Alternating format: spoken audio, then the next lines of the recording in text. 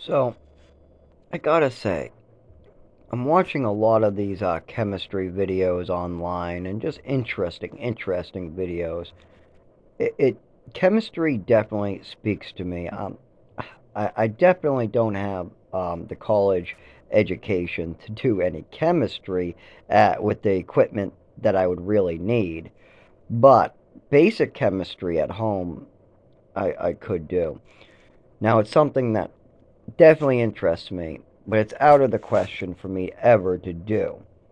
Mostly because with my record and with the things I gotta fix, everybody would just be questioning my past and what my mother said and what I said and what happened during childhood and my education and where are these gaps. And so it's just so much to explain, it's just out of the question. But I do have one YouTuber in the town who comes in my store. He says he has an account, and I looked it up. It's just very basic stuff.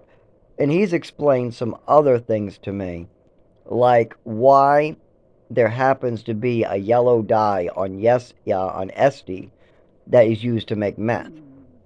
Because there is a guy I would have liked to ask about that who runs a channel called Nile Red.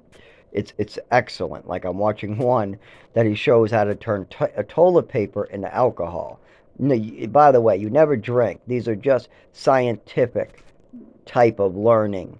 It's not for any other purposes. Just keep that in mind. These Nile Red videos are for scientific purposes only and to learn.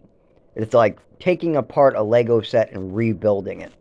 You're learning how to take apart a Lego set, but it's God's Lego set. Instead of a big corporation's Lego set, you're taking apart and rebuilding God's Lego set. And God gave you the power to do that, and you should thank Him every day for it. And I just find it very, very interesting. But I wish I could speak to some of these people live, or I just don't have the technology skills and the amount of time I would have to put into it. I definitely couldn't be running myself ragged with doctors, Social Security, Department of Health and Human Services, working a full-time job, getting injured, going to the hospital, dealing with 5 different body parts falling apart, dealing with my mother crippling me for years and then passing away, and then my father running away from it, and then me having to clean up the mess, and me leaving it alone because I had to deal with sobriety for a couple years. I had to get clean, and now that I've been clean for 8 years, that hasn't mattered one bit.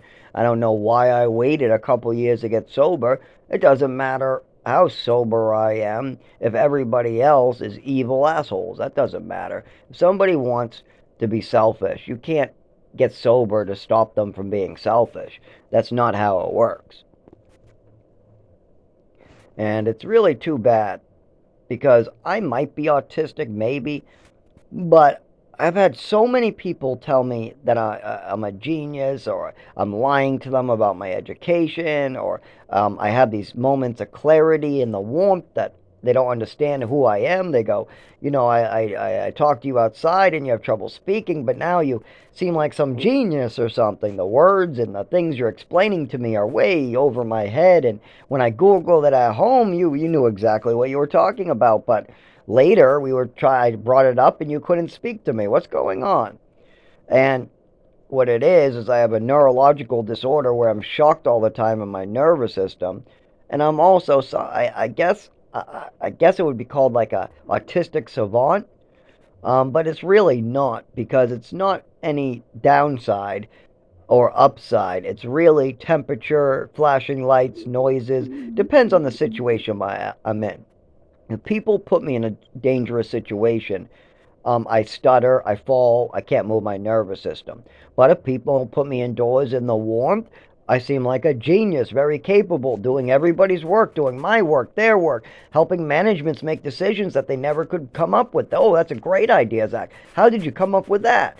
Um, I notice stuff that's been going on that other people seem not to notice.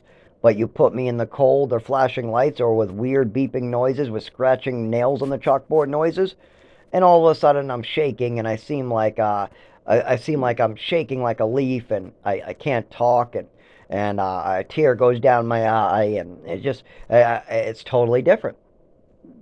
And this has been going on for so long. So damn long. And I'm sick of it. And there is somebody out there that can stop at any time he wants. All he has to do is take responsibility and admit to what was going on all that time. Yeah, I have to admit to being an addict. I had to admit to stealing pills in a closet. I've had to admit to a lot of crazy things. And I also have to admit my prostate's probably dead. I also have to admit my hepatitis was probably from living in the shelter with drug addicts. I did get hepatitis before I used needles,